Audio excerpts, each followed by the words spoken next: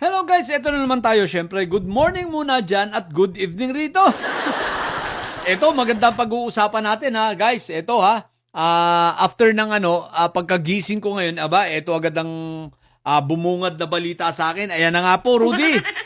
So, ang ganda ng mga nangyayari ha, kagabi sa impeachment trial, marami tayong napanood. Doon nga pala sa mga nagtanong kung bakit nabura yung aking live, binura ko pa talaga yung live stream na recording, na post kasi lahat sa YouTube pati sa dito sa FB kasi nga tayo, anong tawag dito? Copyright. May warning agad, ang bilis. Kasi naman nagkakanta tayo habang naka-break, ang dami nating mga kinanta. First time ko na gano'n, nagkakanta. Bawal pala yun. So, copyrighted siya. So, mas mabuting binura ko na lang, di ba? Kesa naman maban tayo, di ba? So, yun ang nangyari. Pero, ito, puntahan muna natin itong pag-uusapan natin, So, si Bunoan, dininay yung application ng ombudsman para maging state witness itong si Bunoan. At yun isang napakagandang desisyon ng ginawa ng ng Sandigang Bayan. Sa mga hindi nakakaalam ang ombudsman kasi ay naghain ng petisyon para itong si Bunoan ay gawing state witness laban dito kay Congressman Martin Romualdez, sa kasabuyang palad, hindi ito pinayagan ng Sandigang Bayan. At yun naman ang dapat, Dahil sa totoo lang, tulad nga ng sinasabi ko noon pa, malalim ang kaalaman nitong si Bunoan. Kumbaga, hindi ito least guilty. 'Di ba? Ito talagang guilty ito. Actually, mas guilty ito kaysa sa mga congressman kasi nga ang congressman tagagawa lang ng budget, 'di ba? Oo, nag-i-insert pero ang nag-i-implement, nakikipag-transaksyon sa lahat at kumikikba, kumukuha ng pera, nagbabayad, itong mga DPWH. In which, itong si Bunoan, sa panahon niya, talagang nagkamkam at kumita ng pagkalaki-laki. Kaya nga, hindi masasabing siya ay least guilty, kundi siya ang isa sa mga most guilty. Mas guilty pa siya kaysa sa mga congressman, sigurado ako dyan. Kasi nga, di ba, hindi naman sa congressman dadaan yung pera. Dadaan ng pera talaga, ang magdi-disburse talaga ng pera, si Bunoan. Kaya nga kung talagang siya ay tapat, paano makakahingi sa kanya itong mga congressman, di ba? At the same time, sa yung pagpapatotoo nila Cabral, di ba, nung nabubuhay pa.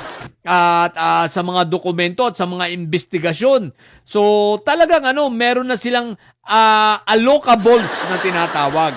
So, itong si Bunoan, most guilty ito. Kaya good job, Sandigang Bayan. Kaya lang, malaking tanong ngayon, Ombudsman, ano nang gagawin nyo?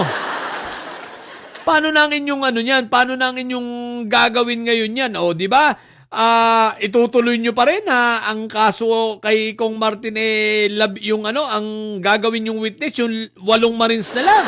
So wala talaga kayong makitang wala talaga kayong makitang matibay na ebidensya na ilalaban nyo kay Kong Martin. 'Di ba ngayon, gagamitin yung 18 Marites dahil hindi nagkaigi itong si Bunoan. So ano bang mga ebidensya ninyo? So ito ay maliwanag na kung ipipilit ng ombudsman bahala sila, pero failure ito, sapagkat wala nga silang makitang ebidensya.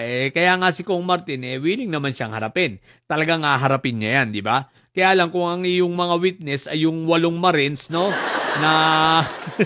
anong credibility nitong 8 Marines? Alam naman natin na ang kanilang mga pinagsasabi ay puro kwento. Di ba? Walang kredibilidad, walang katotohanan. Di ba? Malabong-malabo. Di ba? May kaso nga silang perjury ng DOJ. Tapos ikaw bilang ombudsman di ba dinismiss mo yung kanilang anong tawag dito, affidavit, di ba? Dahil gusto mo maging individual. So wala talagang pupuntahan. So ngayon, congratulations sa ating Sandigang Bayan, nagdesisyon kayo ng tama dahil talagang si Bunoan dapat ito ay papanagutin. Kaya lang ang isa pa, kung halimbawa dahil nga may sakit at nasa hospital, di okay lang yun. Hospital arrest muna siya pansamantala kasi habang siya naka-hospital arrest, ang nanggigigil sa kanya ay si Marco Tae. Si Marco Tae at Mike Diferensya nanggigigil sa inggit. So para sa amin, plus point yun. Kaya pabayaan lang muna siya sa ospital kasi gigil na gigil si Marco Tae. Nagre-reklamo bakit daw siya ang bilis-bilis lang sa ospital. Kaya good job. Alam nyo guys, lahat ng ikagigigil nitong sila Marco Tae, itong sila Mike Diferensya, dapat sinusuportahan natin yan.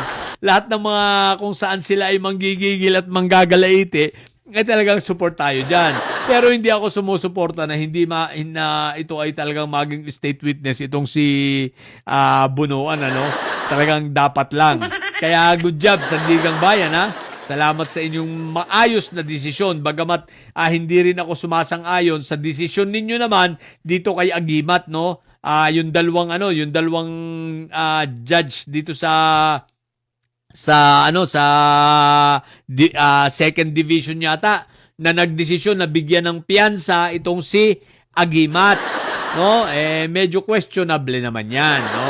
Pero magkaiba naman yata 'yon. Ewan ko kung isa ba yung nagdesisyon. Hindi ako sigurado kung iisa yung nagdesisyon, Basta itong sa kay Bunuan, good job. Sa kay Agimat, sablay yun, palagay ko. Dahil nabigyan ng piyansa itong si Agimat, palagay ko dapat ay hindi, So, yun. Kaya, ewan ko kung saan itong pupuluting pagkakaso na itong mga ito kay Kong Martin. Di ba? Pero good job rin Kong Martin, tama yan. Harapin mo lang sapagkat kita naman natin kung saan pupunta yan.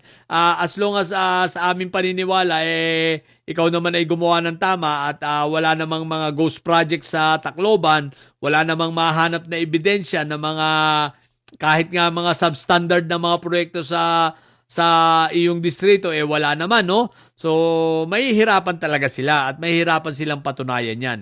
Di ba? So, kaya tuloy-tuloy lang. Laban lang, Kong Martin. At sa ombudsman, focus ka pa doon sa iba. Ang dami pa nakapending sa'yo Andyan pa yung kay Sabit Sipon na plunder, di ba?